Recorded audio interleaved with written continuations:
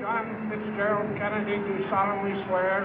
I, John Fitzgerald Kennedy, do solemnly swear. That you will faithfully execute the office of President of the United States. That I will faithfully execute the office of President of the United States. And will, to the best of your ability. And will, to the best of my ability. Preserve, protect, and defend the Constitution of the United States. Preserve, protect, and defend the Constitution of the United States. So help you God. So help me God.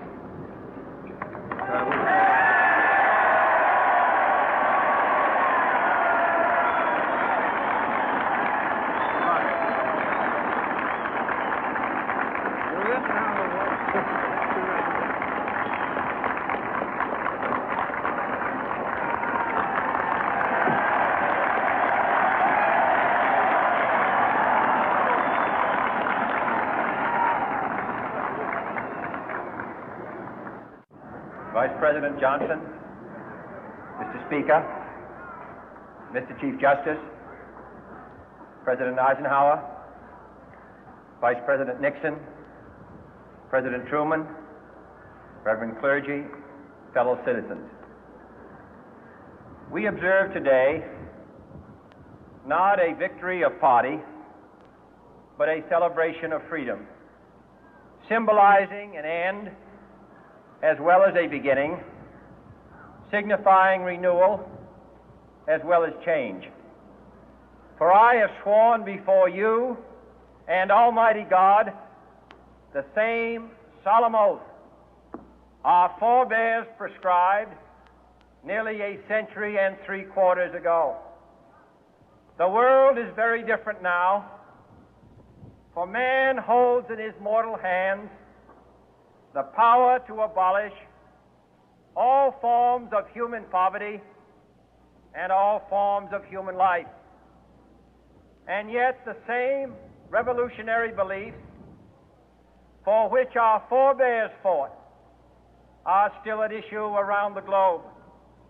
The belief that the rights of man come not from the generosity of the state, but from the hand of God. We dare not forget today that we are the heirs of that first revolution. Let the word go forth from this time and place to friend and foe alike that the torch has been passed to a new generation of Americans born in this century, tempered by war, disciplined by a hard and bitter peace, proud of our ancient heritage, and unwilling to witness or permit the slow undoing of those human rights to which this nation has always been committed and to which we are committed today at home and around the world.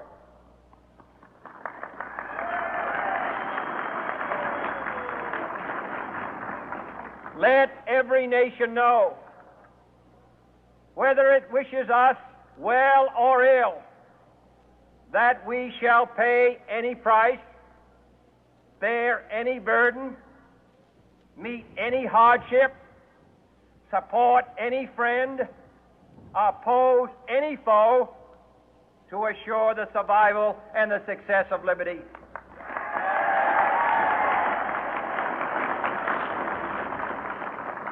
This much we pledge and more. To those old allies whose cultural and spiritual origins we share, we pledge the loyalty of faithful friends. United, there is little we cannot do in a host of cooperative ventures. Divided, there is little we can do, for we dare not meet a powerful challenge at odds and split asunder. To those new states whom we welcome to the ranks of the free, we pledge our word that one form of colonial control shall not have passed away merely to be replaced by a far more iron tyranny. We shall not always expect to find them supporting our view, but we shall always hope to find them strongly supporting their own freedom, and to remember that in the past, those who foolishly sought power by riding the back of the tiger ended up inside.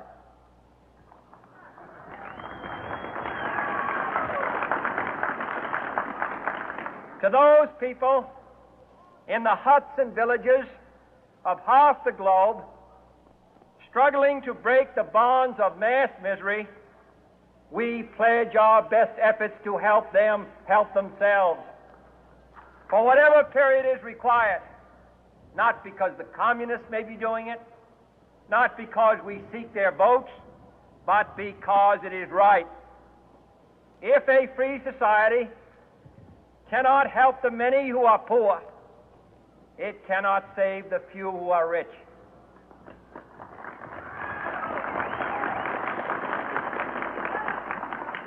To our sister republics south of our border, we offer a special pledge to convert our good words into good deeds, in a new alliance for progress, to assist free men and free governments in casting off the chains of poverty. But this peaceful revolution of hope cannot become the prey of hostile powers. Let all our neighbors know that we shall join with them to oppose aggression or subversion anywhere in the Americas. And let every other power know that this hemisphere intends to remain the master of its own house.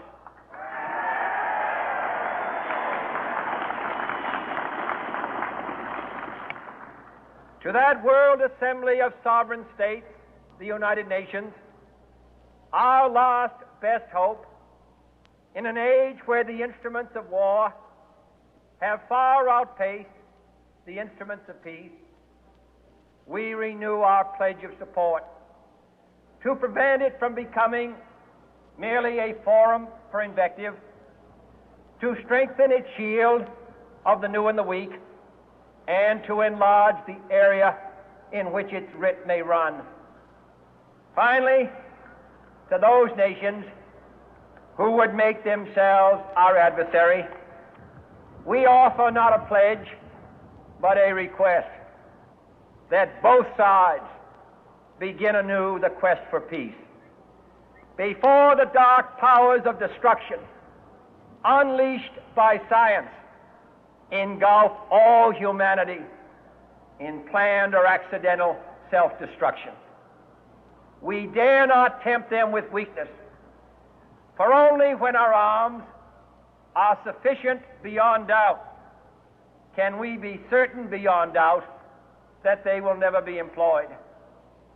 But neither can two great and powerful groups of nations take comfort from our present course, both sides overburdened by the cost of modern weapons, both rightly alarmed by the steady spread of the deadly atom, yet both racing to alter that uncertain balance of terror that stays the hand of mankind's final war. So let us begin anew, remembering on both sides that civility is not a sign of weakness, and sincerity is always subject to proof. Let us never negotiate out of fear, but let us never fear to negotiate.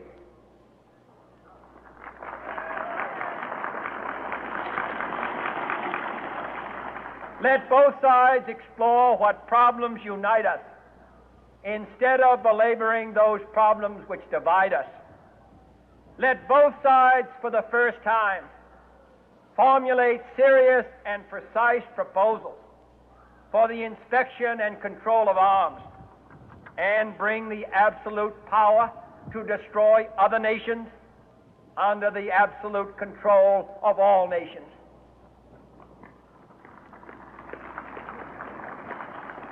Let both sides seek to invoke the wonders of science instead of its terrors.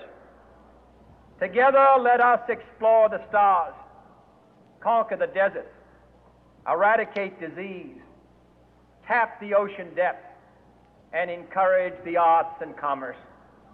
Let both sides unite to heed in all corners of the earth the command of Isaiah to undo the heavy burden and let the oppressed go free. And if a beachhead of cooperation may push back the jungle of suspicion, let both sides join in creating a new endeavor, not a new balance of power, but a new world of law, where the strong are just and the weak secure and the peace preserved. All this will not be finished in the first 100 days, nor will it be finished in the first 1,000 days, nor in the life of this administration, nor even perhaps in our lifetime on this planet. But let us begin.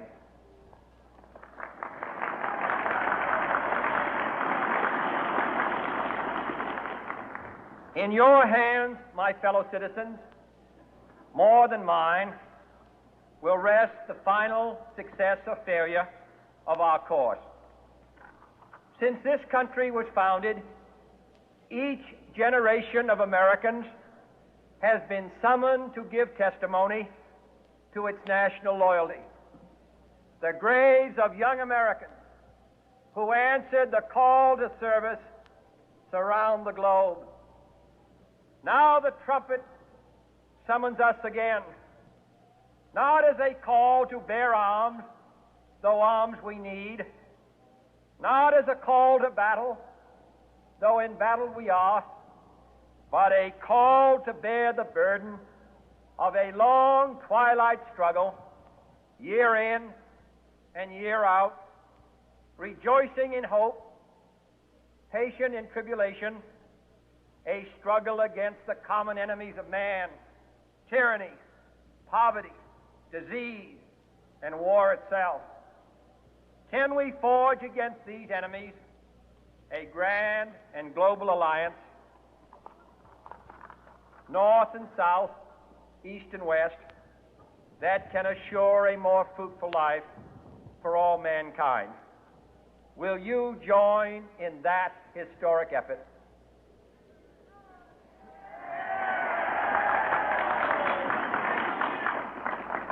In the long history of the world, only a few generations have been granted the role of defending freedom in its hour of maximum danger. I do not shrink from this responsibility. I welcome it.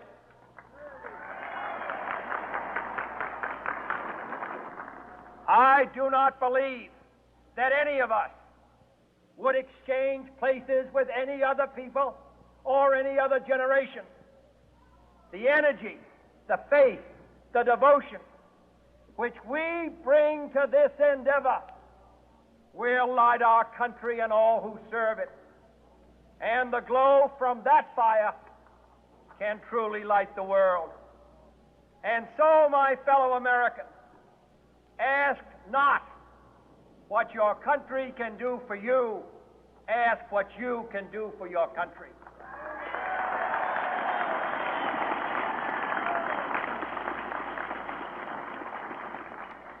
My fellow citizens of the world, ask not what America will do for you, but what together we can do for the freedom of man.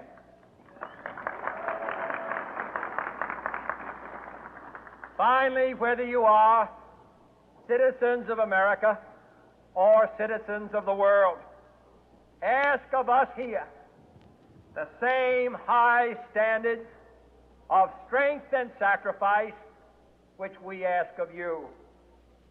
With a good conscience, our only sure reward, with history the final judge of our deeds, let us go forth to lead the land we love, asking His blessing and His help, but knowing that here on earth, God's work must truly be our own.